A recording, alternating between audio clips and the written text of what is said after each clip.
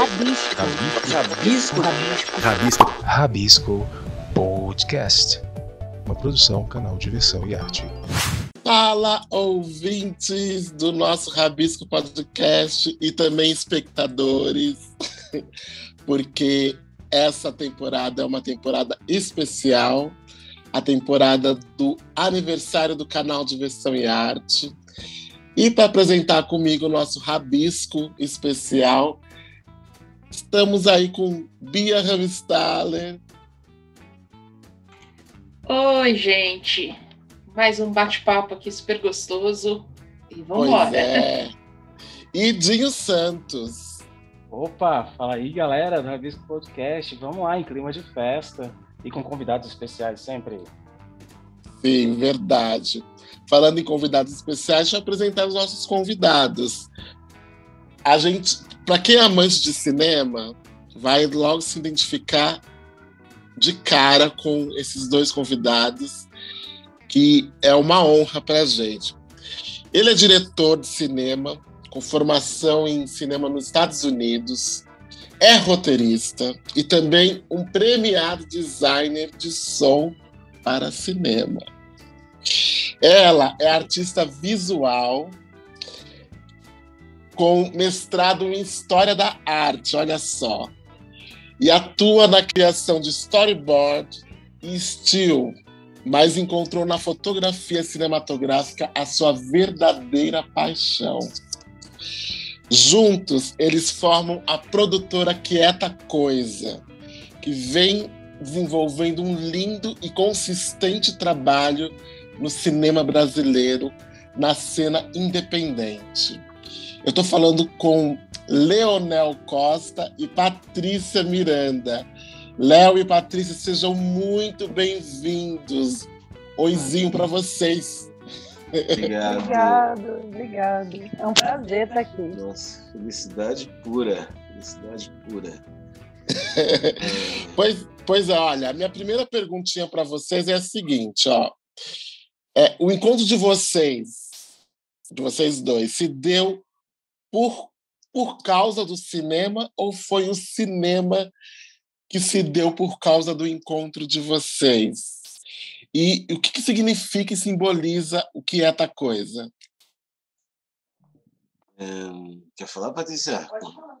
Bom, acho que ambos. O cinema surgiu, acho que desde o primeiro dia. Eu já estudei cinema antes de conhecer a Patrícia. A Patrícia trabalhava também com cinema antes de me conhecer. E foi curioso, porque a primeira vez que eu vi que a Patrícia tinha a pegada da fotografia do cinema foi numa foto umas fotos que ela fez lá na Bahia, né? Lá na Bahia, muito bacanas, assim, umas crianças lá em Cachoeira, de São Félix, no Recôncavo, e parecia que aquelas fotos eram vidas ali, elas tinham movimento, e eu falei, nossa, eu lembro, primeira vez que eu vi, eu falei com ela, isso é cinema, né? E aí ficamos juntos, aquela coisa toda, e aí o cinema apareceu junto, a gente foi amadurecendo essa visão de cinema juntos, nesse tempo inteiro que a gente é uma parceria, né? E aí, Patrícia, eu tô com... Então, é isso, né? Se mistura, a gente não consegue separar, né, o cinema da nossa existência, né, de parceria, né? Foi tudo meio que misturado. E aí falar um pouquinho do Quieta Coisa também. O que é o Quieta Coisa, né? Que é o nome da nossa produtora. O Quieta Coisa, a gente tem conversado sobre isso, assim, que ele representa alguma coisa que é duradoura e invisível, assim. A gente pensa muito por conta da nossa maneira de filmar, de pensar as nossas histórias, né, daquela luta diária, a conquista dos direitos, né, de uma forma cotidiana ali, uma micropolítica, o axé mesmo, né, que são as energias das coisas que estão circulando em todos os espaços, sejam na natureza, nas nossas relações, e a Quieta Coisa, ela sintetiza tudo isso na nossa filosofia mesmo, porque é uma filosofia de se fazer cinema, né? A gente não pode abrir mão desse pensamento. É isso. Então, eu pensando sobre o campo da produção cinematográfica e olhando como quem olha de fora, porque a gente vem de um campo de uma produção de outros tipos de atividades artísticas, né? Mas sempre com um olhar muito sensível ao cinema e ao audiovisual, eu tenho a impressão que um dos grandes gargalos do campo da produção audiovisual é a distribuição, porque acho que até produzir, mesmo quando sem dinheiro, que é uma questão, mas ainda se produz. Distribuir é sempre uma questão muito delicada. Eu queria perguntar para vocês, sob a ótica de vocês, primeiro, se concordam, né, com esse olhar, e por que a gente não conseguiu ou não consegue, se não um diálogo com a indústria, que é algo muito difícil, porque a indústria querer dialogar é outra questão, mas a criação de um espaço paralelo, de um caminho paralelo, ou a gente até, né, ou tem, né, mas por que essa questão entala, né? Por que vira um gargalo a distribuição? Opinião de vocês aí sobre essa questão.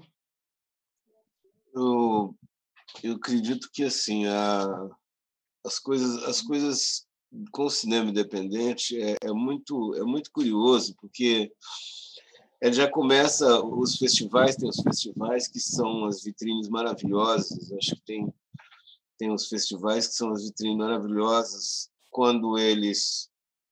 É uma pena que ultimamente os festivais estão dessa forma virtual. É uma pena que tudo, né, tá dessa forma por conta da pandemia e tal. A distribuição no Brasil ela padece desde sempre. Desde sempre. Eu vejo um documentário sobre Humberto Mauro, ele reclamando de um filme. Humberto Mauro foi um cineasta brasileiro dos anos 30, 40. Ele falando que ele teve que alugar uma salinha, o irmão dele alugou uma salinha lá no Cais do Porto, no Rio de Janeiro, para mostrar o filme dele, né? Assim, então, no documentário ele falando isso, e o Humberto Mauro foi um dos pioneiros, um dos maiores, né? E se ele não tivesse encontrado na época no governo Vargas fazer aqueles filmes propaganda do DIP, ele, né, não ia fazer muita coisa. Cinema não chega aqui, é muito difícil você disputar com as franquias, com o Cineplex, entendeu? Eu sei de uma história de um cara do tamanho do João Salles. Eu vou dizer essa história porque essa história é notória. O João Salles, ele não é uma das pessoas mais pobres do mundo, né? Assim, e ele fez aquele último filme do Eduardo Coutinho. O Eduardo Coutinho faleceu, ele tinha produzido o documentário do Eduardo Coutinho e ele pagou do bolso dele, né? Apesar dele ser um cara rico, não seria assim que a coisa deveria funcionar, mas ele, como uma pessoa acreditando na obra do Eduardo Coutinho, ele pagou alguns cinemas para colocar em cartaz o documentário do Eduardo Coutinho, na França, no Brasil, né? E aí ele pagou adiantado, porque você paga adiantado, aquela coisa toda assim, e o filme ficou em cartaz uma semana.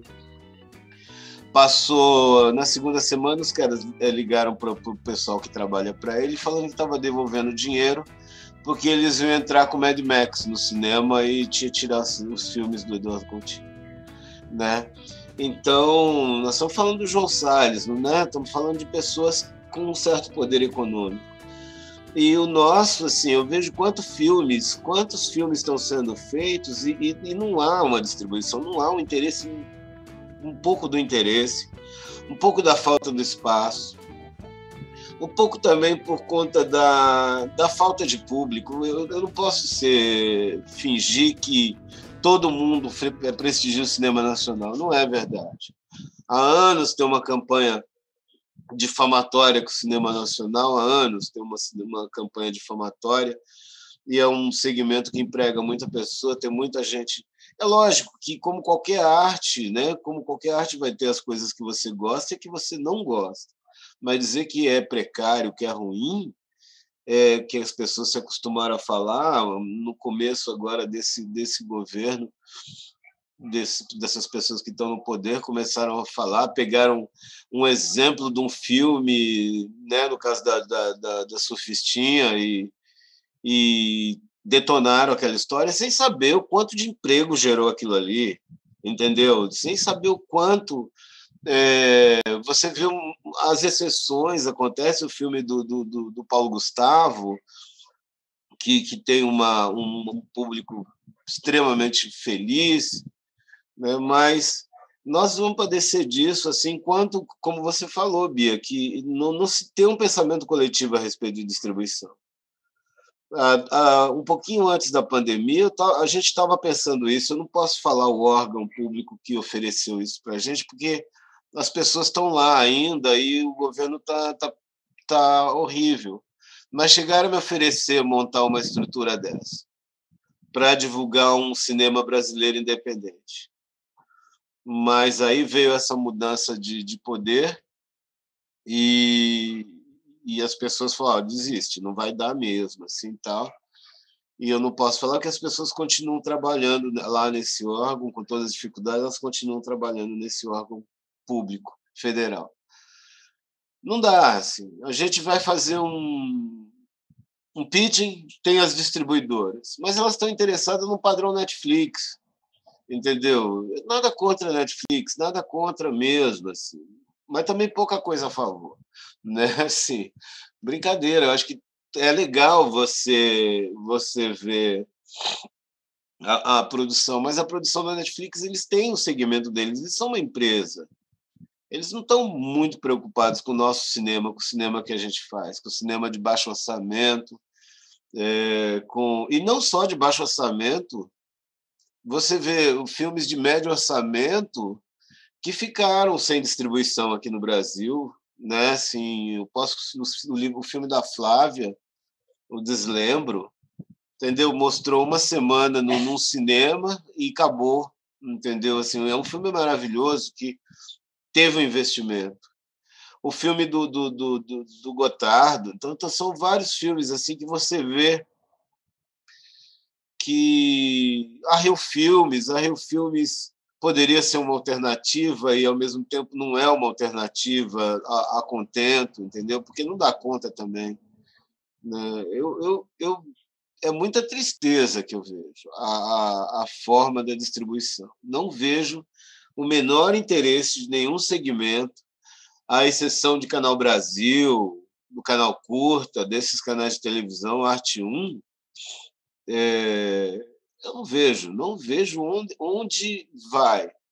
A gente fica batalhando as nossas exibições. Nosso primeiro filme mostrou barbaridade em um monte de lugar do mundo, em 23 países. E aqui ficou bem restrito, sabe? O nosso Corpo Quilombo, 23 países. Gente lá da Cornualha, lá da terra do Harry Potter, mandando mensagem para a gente, sabe? Do filme, que viu num cinema e tal. E... Patrícia, quer falar? Tem algumas coisas para pensar, né? Porque se a gente for pensar nos streamings aí,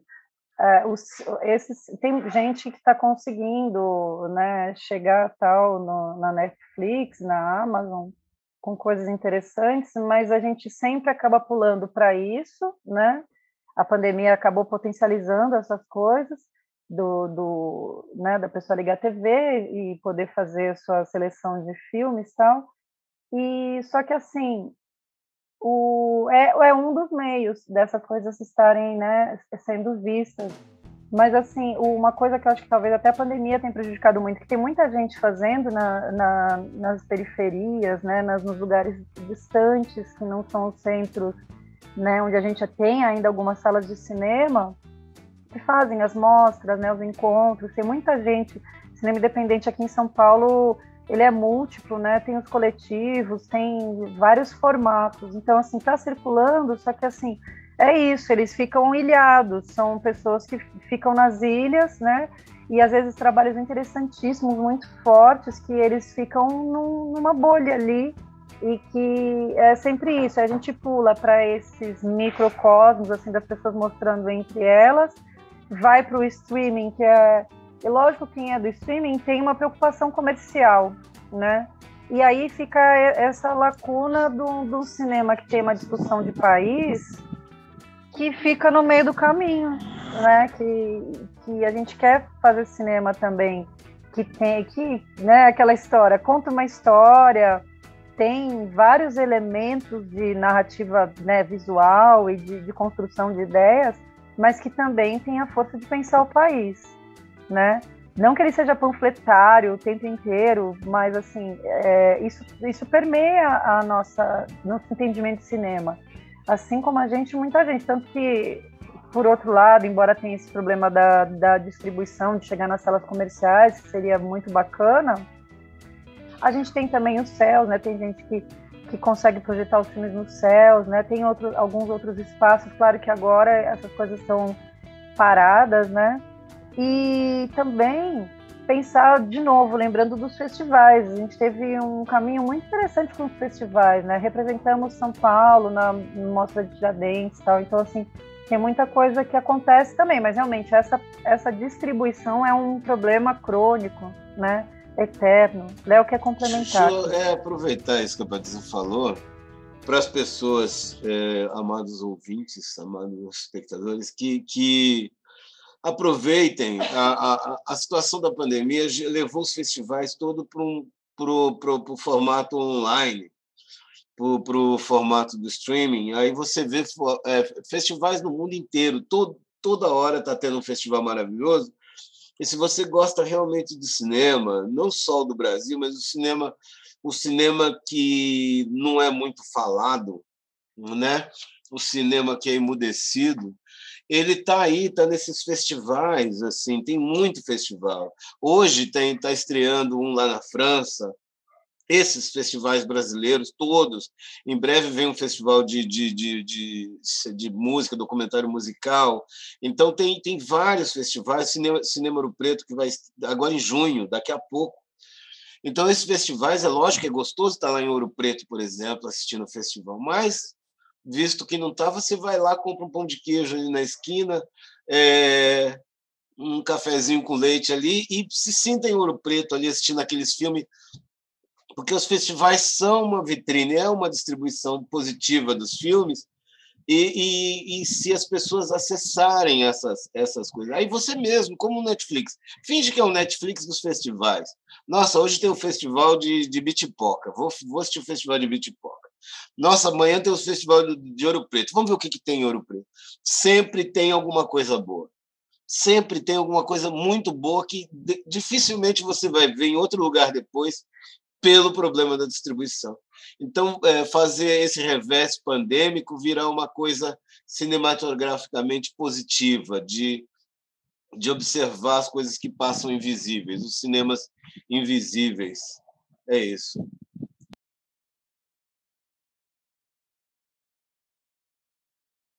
Dinho? Eu estou sempre acompanhando os festivais. Essa semana está tendo o Festival do Cinema Iraniano, muito bacana também. E é um ótimo conselho, eu até reforço isso, que é para ver mesmo, porque você tem umas descobertas ali incríveis. Eu sempre vejo o cinema mundial e não o cinema americano, que é o que a gente está tão acostumado a ver. E a minha pergunta, eu vou mudar um pouco o foco, vou sair da distribuição. Eu quero fazer um filme, eu quero ser ator, eu quero fazer... Onde começa? Onde nasce um filme? Onde nasce o diretor? Onde nasce o ator? Onde nasce a produtora? Como que se desenvolve isso? Onde nasce onde nasce a história? Onde nasce a vontade? Onde eu acho as pessoas? Como que é essa reunião? Eu acho que até isso levou a formar o que é essa coisa, né? As pessoas se encontraram, elas foram se encontrando. E onde que nasceu isso? Essa pergunta, ela é bonita, né? Porque, na verdade, ela é infinita, a resposta.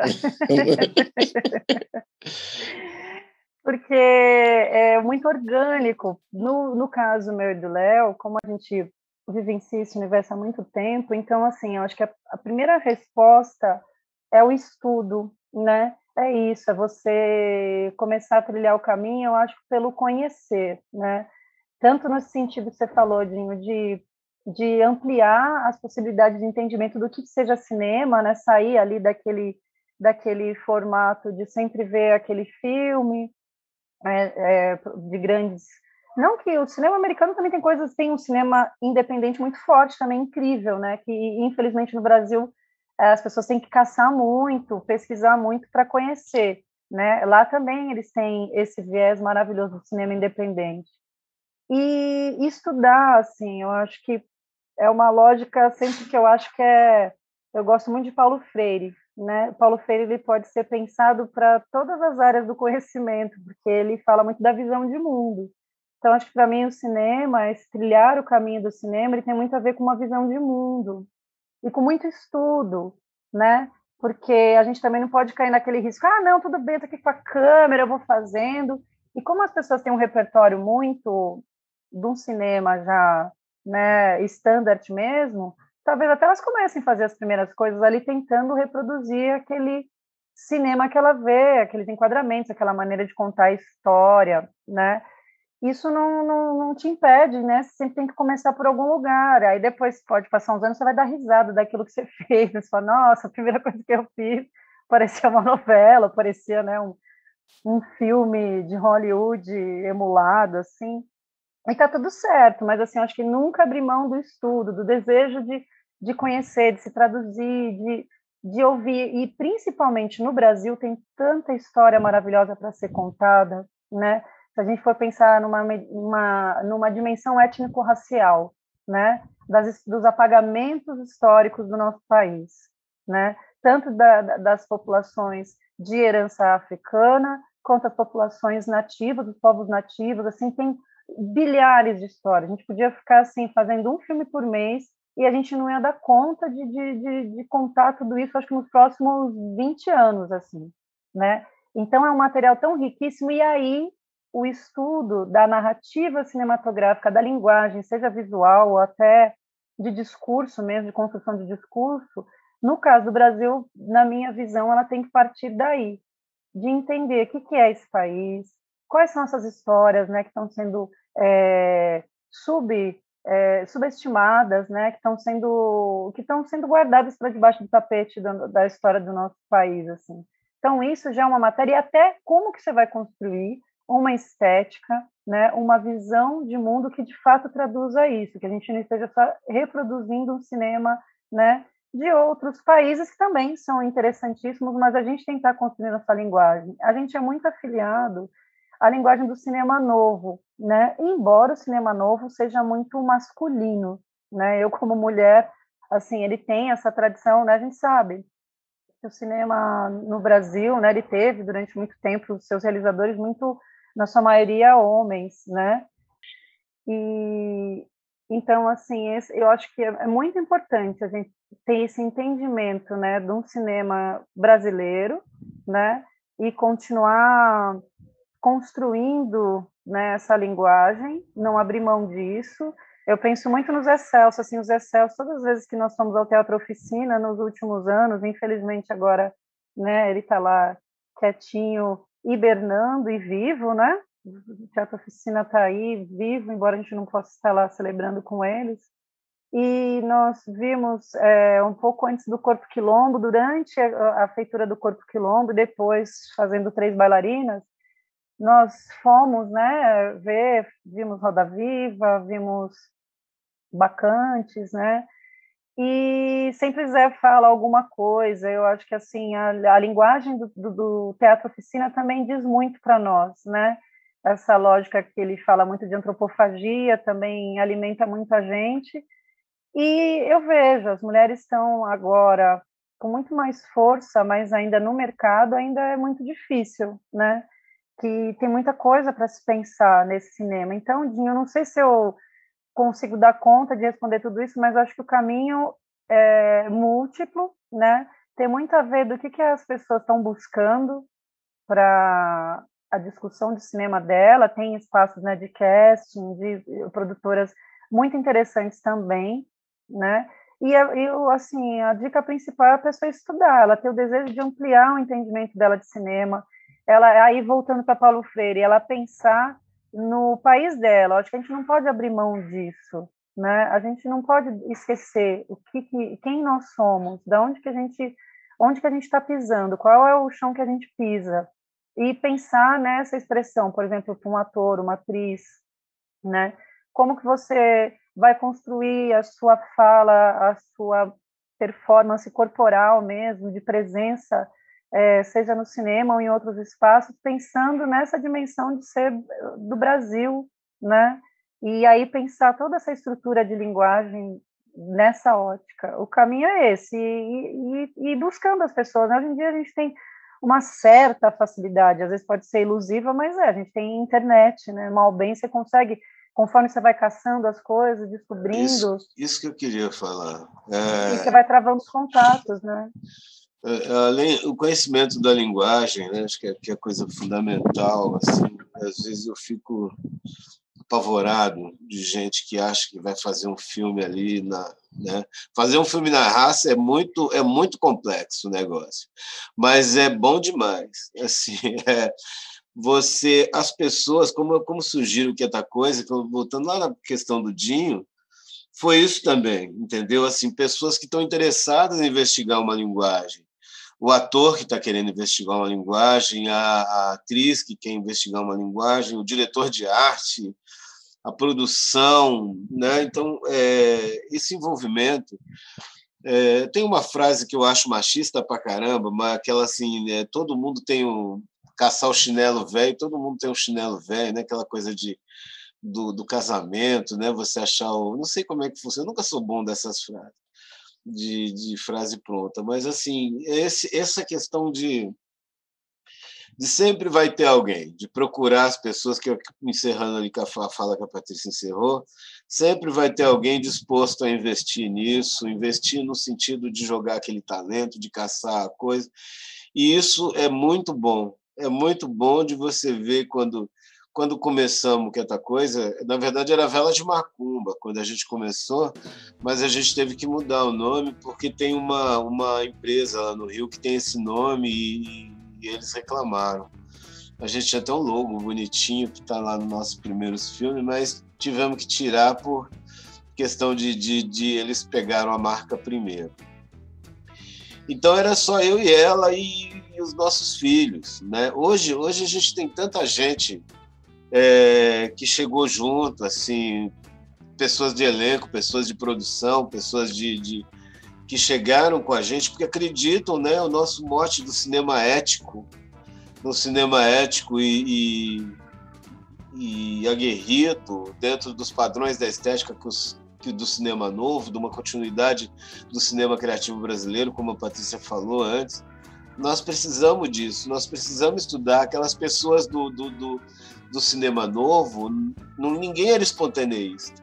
Não existia uma escola contundente de cinema brasileiro, mas eram pessoas estudiosas que viam os filmes italianos, naquela dificuldade da época, que o filme demorava 3 anos para chegar no Brasil, né, tal.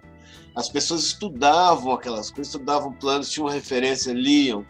Então, assim, é ler e ter repertório, principalmente. E depois, as pessoas, se você tiver uma ideia incrível, é melhor fazer um filmão, né? Assim, é melhor fazer uma canção. Como diria Caetano Veloso, se você tiver uma ideia incrível, é melhor fazer uma canção. Também você pode fazer um filme, desde que essa ideia traga as pessoas para perto de você, desde que a arte, o que você quer mostrar ali, seja válido, seja engrandecedor para um discurso do mundo, o grande discurso do mundo, o grande discurso do Brasil. É isso. Maravilhoso. Vou contar uma história pessoal. Eu conheci o cinema e comecei no cinema com José Mojica Marins, o Zé do Caixão, lá nos anos 90. E ele tem um jeito de fazer cinema peculiar, né? É o Zé. E depois eu conheci um outro modelo, que foi o Guilherme de Almeida Prado, que também foi meu professor. Ele tem uma outra visão de cinema. Ele parece um pouco meio americanizado, mas ainda traz um gueto paulista, uma coisa mais sombria, mais ali que é o tipo do Guilherme também, eu reconheço bem. E qual tipo de vocês? Qual que é qual que é o modelo do Que é Tal Coisa? Quais os dois projetos, quais os filmes que vocês fizeram? Eu já assisti um, eu vou confessar. Aliás, dois não, dois. E tenho ótimas referências de ambos. Ah, o Guilherme Almeida Prado, ele é mais acadêmico, né? Ele é uma pessoa mais acadêmico. As pessoas falam, eu não conheço, mas as pessoas falam bastante da forma com que ele filma, que ele já está montando. Na hora que ele filma, ele já está montando. Isso é muito legal. A gente tem isso também. Na hora que a gente está filmando, como eu trabalho, eu dirijo a Patrícia fotografa, a gente já tem essa ideia de como é que aquilo vai ficar. Como é que aquilo vai ficar na hora do take, na hora do corte, a gente trabalha um pouco assim também. O roteiro está lá, lógico, o roteiro é uma ferramenta fundamental, mas às vezes naquele instante você viu uma coisa ali que, nossa, no nosso filme Três Bailarinas tem uma situação aqui que a gente filmou aqui na nossa garagem.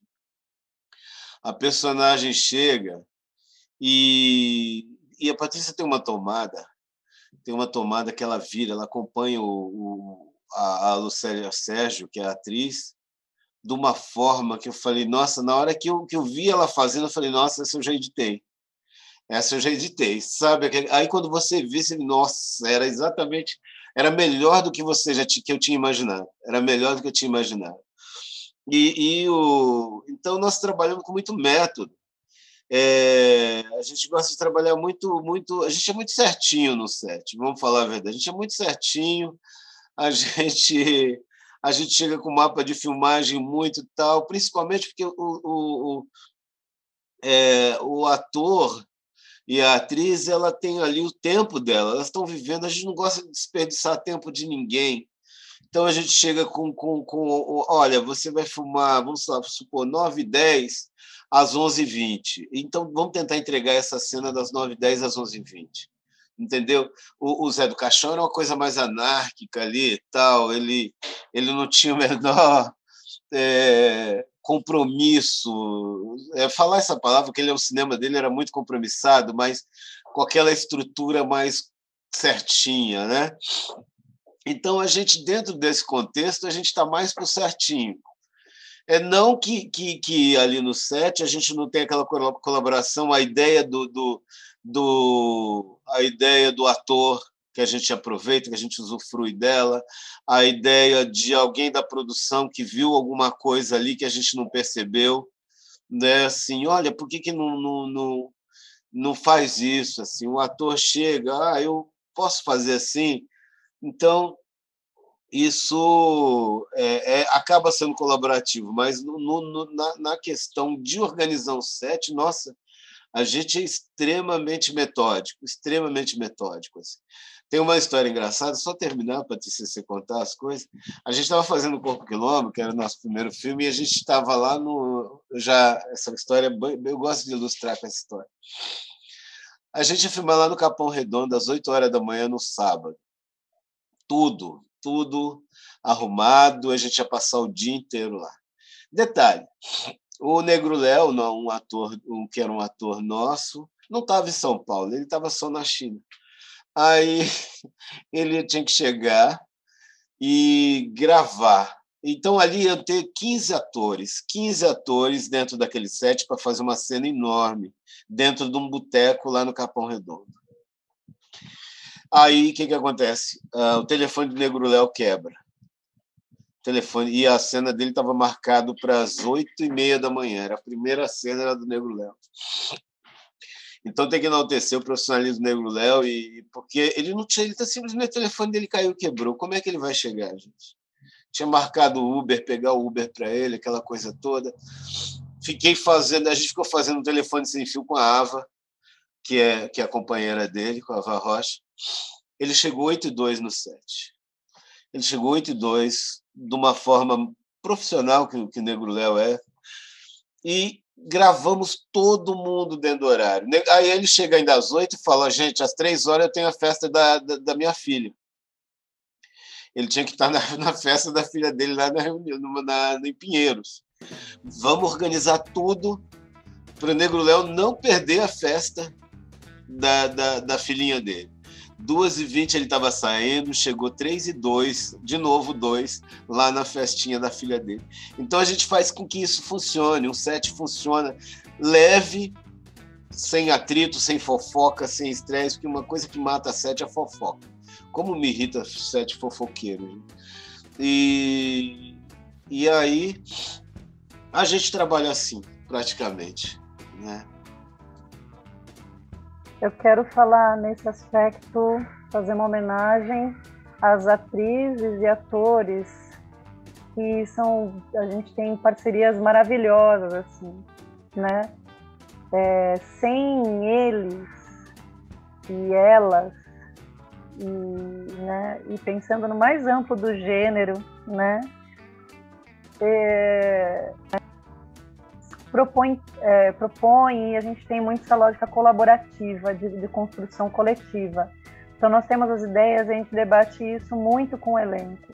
A gente trabalha com muita gente que vem do teatro de São Paulo, né? Coletivo Negro, pessoas dos Crespos já trabalharam com a gente. Então, assim, é muito interessante, assim, essa relação que a gente tem com o teatro, com as pessoas do teatro aqui de São Paulo, e como elas são fundamentais, porque tem pessoas que, além de serem nosso elenco, elas frequentam a nossa vida, né? São como irmãs e irmãos mesmo, que circulam próximo a nós. Então, a gente discute, né, ideias, elementos, referências, né, em termos de pesquisa mesmo, para a construção dessas personagens, né, dessas pessoas que a gente apresenta, né?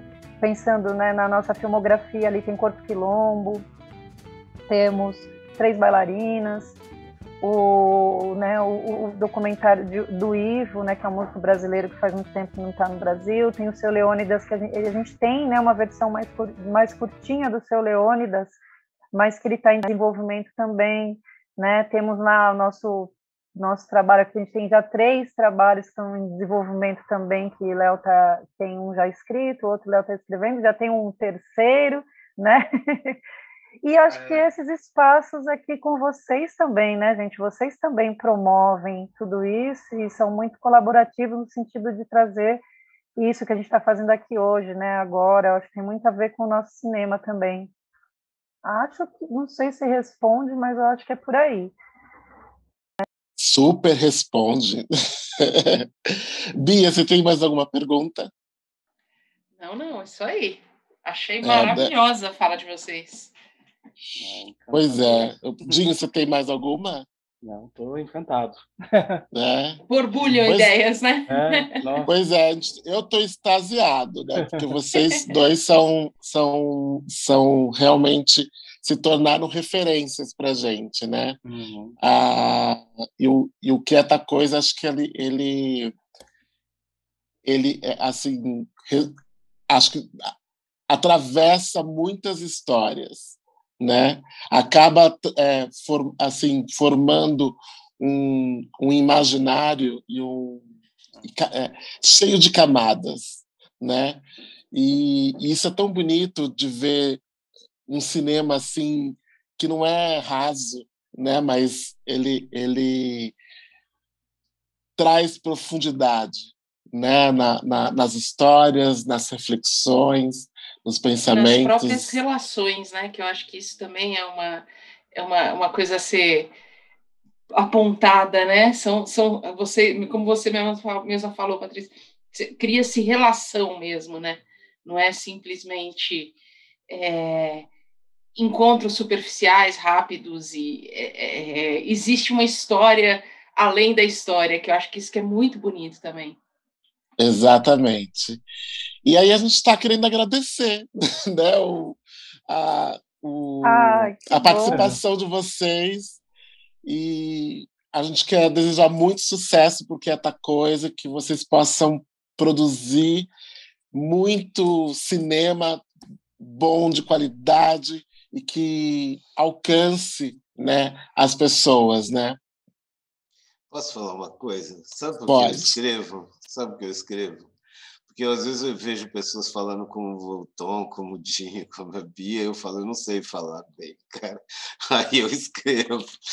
Porque é tão bonito ouvir quem sabe falar, que é tão gostoso, cara. Aí deixa eu ficar escrevendo e ficar quietinho ali, só ouvir. Esse é ótimo. Eu quero agradecer muito vocês, gente. Vocês proporcionando. Primeiro, né? Parabéns ao canal, né, gente? Está fazendo aniversário.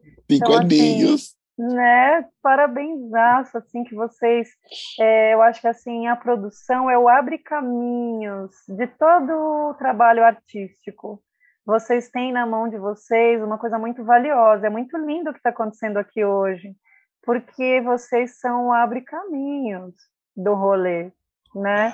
E a gente está muito feliz de estar aqui com vocês, fazendo parte disso, assim, um parabenzaço ao canal, esse trabalho lindo que vocês fazem, Tom, Bia, Dinho, assim, é muito bacana estar com vocês, assim, participar disso, testemunhar, porque isso é mais que um fôlego, é o movimento das folhas e dos ventos, assim, porque a produção é isso, né? Esse respeito, assim, a produção tem essa potência de fazer, de movimentar tudo, vocês movimentam as coisas, então a gente é muito grato de estar aqui com vocês, é uma alegria imensa, assim, e é uma prosa que a gente poderia, vocês sabem, né? Isso daqui vai longe, é muito prazer mesmo, assim, parabéns, e é muito bom essa parceria, isso, ver vocês assim, dá um orgulho enorme. A gente acredita na força da arte, das possibilidades, estando junto com vocês aqui. Um abraço a todo mundo, assim, é muita felicidade mesmo. Ai, obrigado. Que lindo. Fala, Léo, você ia falar. Eu vou falar. Eu fico muito feliz, assim, de ver. Eu sou uma pessoa muito desconfiada, né? E eu sou mineiro, né? Apesar de tudo, eu sou mineiro, apesar de uma amiga negar, uma amiga mineira nega que eu sou mineiro, né? Ela me tirou, né? Eu fico tão feliz quando vem essa sensação de que a gente não está sozinho, de que existe um canal de Diversão e Arte, tá, sabe? É uma das provas que a gente não está sozinho. As pessoas ficam procurando vida interplanetária. Será que estamos sozinhos, né? A gente não está sozinho aqui, já tá bacana. Se tiver interplanetário, melhor, tá no lucro. Mas a gente pensar o não estar sozinho aqui, né? No nosso planetinha, no nosso país, na nossa cidade. Isso é muito legal.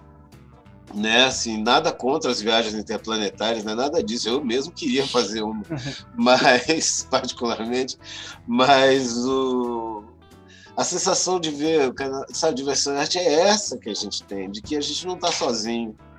A gente não está sozinho. A vida é inteligente aqui mesmo, sabe? A vida é inteligente aqui mesmo, não no planeta XPTO, sabe? Popoyopo lá da galáxia M49. Não, aqui em São Paulo, sabe? Aqui em São Paulo, a vida inteligente está aqui, não precisa de sonda, não precisa de Hubble, né? Sabe? É aqui. Eu agradeço a isso de vocês. É muito bom saber que está aí, que vocês estão... 5 anos, né, gente? É muito legal. É muito legal que venham 50, assim.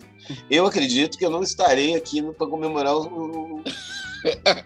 quando chegar aos 50 anos, mas quem sabe, né? Assim, eu mando minha placa de criogenia e a gente comemora. Tá bom? É isso. Um abraço para vocês. Obrigado. Obrigadíssima, gente. Obrigado. Foi lindo. Sensacional. Que delícia. Bom, é isso, né, gente? Então, até o próximo episódio, nessa festa aí que a gente tá celebrando esses 5 anos e celebrando a arte e a cultura. Isso aí. Parabéns, canal Diversão e Arte. 5 anos. Parabéns.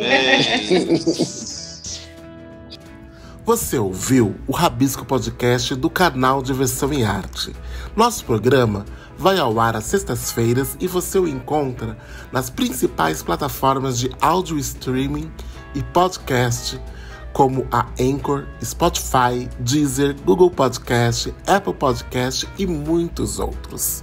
Você encontra todo o nosso conteúdo com os programas, artigos, notícias, críticas, crônicas e tudo mais do universo da arte e cultura no nosso portal, canaldiversãoemarte.com.br. Inclusive lá você encontra todos os caminhos para nos achar nas redes sociais. O Rabisco Podcast tem apresentação e roteiro de Tom Miranda, Bia Ramstaller e Dinho Santos. Edição Fred Cunha. Colaboradores Thaís Brito e Vitor Luz. Coprodução Atraverso. Produção e realização Canal Diversão e Arte. Canal Diversão e Arte.